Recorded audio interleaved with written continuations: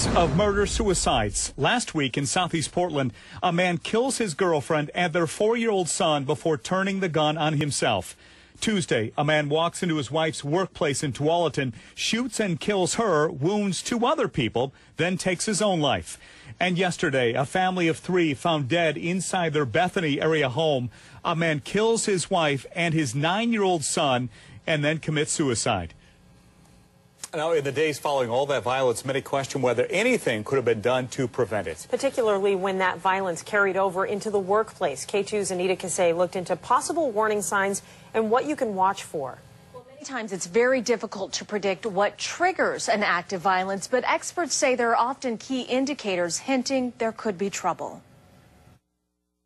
3 local families torn apart by death in 1 week, violence at the hand of a loved one, and mixed messages about whether there were signs of trouble, particularly with Teresa Beiser. I didn't see any problem because they were still cool as ever. There were things said that made her scared sometimes, that made us worried that something could happen eventually. Oh, yeah, she did say that, one day he would be okay and the next day he'd be just angry and mean-spirited.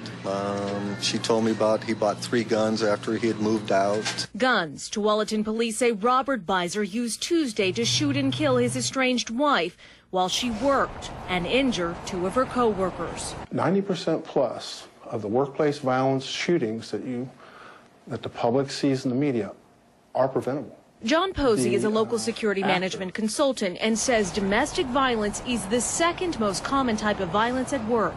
A lot of employers are operating on maybe a 60s or 70s mentality that domestic violence is a private matter. But in 2009, he believes employers have a duty to get involved for the safety of other workers and encourages training programs along with fostering an environment that encourages everyone, including the victim, to speak up when they spot warning signs that often appear in the weeks before. All of us are pretty much experts in human behavior and performance.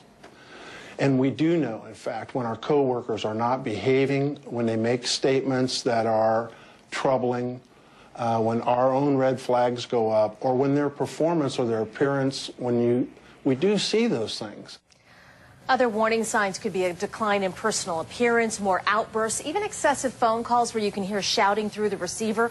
Posey says if you think you are in danger, tell the person in charge of security at your job so they can protect not only you, but everyone around you. Anita Kasey, K2 News. Anita, thank you. In the days after all this violence in our community this week, many question, were there warning signs? Could anything have been done to intervene? K2's Anita Kasey is here, and what we can look for, particularly in our co-workers, Anita. We talked to one workplace safety expert today who said there are always signs. It is up to us not to be afraid to key into those, then say something if we are in fact concerned.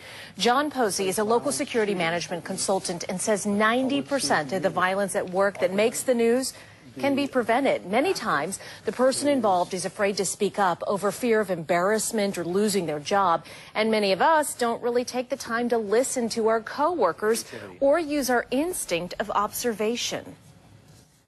They are withdrawn, their personal appearance is down, they're making statements that are troubling to me.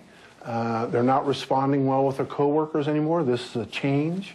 They're becoming more antagonistic and very defensive, and I'm seeing more outbursts. In the case of Teresa Beiser, the woman killed at her Tualatin office, friends and family say she had expressed concerns about being scared, particularly when her estranged husband reportedly bought several guns. It is unclear if she ever expressed any of those concerns at work. Now, when it comes to workplace violence, domestic violence is the 2nd on the list, only behind criminal violence like robberies. And if you feel like you're in danger, the experts we talked to today say it's important to come forward, tell someone at your work, even just the one person in charge of security, so that they can prepare and protect not only you, but everyone else that's around you. It is so tough for people to talk about things, but so important, these issues. So important, as we saw this week. Anita, thank you. 2 News, first at 4, on your side. Hello, and thank you very much for joining us this afternoon. I'm Brian Wood. And I'm Angelica Thornton. 3 murder-suicides in less than 1 week. 1 week ago, a man shot and killed his girlfriend and their 4-year-old son, then turned the gun on himself in Southeast Portland. On Tuesday, gunfire rings out again in Tualatin.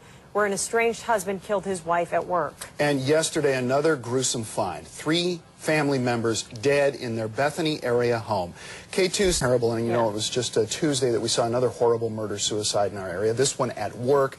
And there are questions about whether anything could have been done to prevent that kind of violence. K2's Anita Kasey is here. Anita, are there warning signs? The expert we talked to today said most of the time, yes, in fact, there are. We just have to key into those, particularly when that violence has the potential of spilling into the workplace. When it comes to workplace violence, domestic violence is second on the list, only behind criminal violence like robberies. John Posey is a local security management consultant and says 90% of that violence can be prevented. Now, the person doing the harm, he says, has most likely said or done something that should have raised alarm in the weeks and months prior, but usually no one intervenes. In the case of Teresa Beiser, the woman killed at her Tualatin office, friends and family say she had expressed concerns about being scared, especially when her estranged husband reportedly bought several guns and had extreme moods. But it is unclear if she expressed any of those concerns at work. All of us are pretty much experts in human behavior and performance.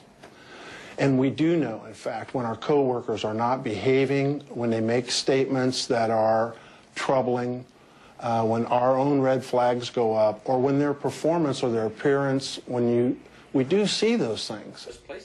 Posey says employers have a responsibility to set up programs that allow employees to feel comfortable coming forward, whether they're the ones in danger or truly believe someone else in the office could be. Now, he also gave us some very specific warning signs to watch for, especially in our coworkers, and we'll run through some of those coming up at 5 o'clock. Anita Kasey, K2 News. Anita.